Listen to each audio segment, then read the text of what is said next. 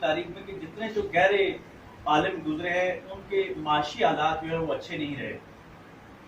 جبکہ دوسری طرف جو لوگ کم پڑھے لکھے تھے، جنہوں نے ایک کسی اسپیسیفک فیلڈ میں اپنا نالج حاصل کیا اور اس کے بعد وہ دولت کمانے میں لگ گئے، تو وہ معاشی طور پہ مضبوط ہو گئے۔ اسلامی تاریخ میں ایک بہت بڑا نام ہے حضرت علی کرم اللہ وجہ الکریم۔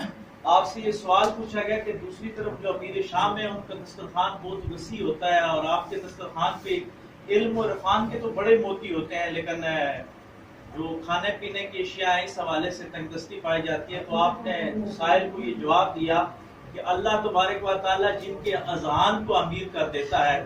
جن کے اذہان کو بلوغ عطا کر دیتا ہے، ان کو مادی طور پہ وہ کمزور کر دیتا ہے، کیونکہ تقسیم اس کی ہوتی ہے، کسی کو وہ ذہنی طور پہ بالغ کرتا ہے، کسی کو مادی طور پہ عطا کرتا ہے۔ لیکن بہت کم لوگ ایسے ہوئے ہیں جو دونوں طرف، جن کو اللہ تبارک و تعالیٰ نے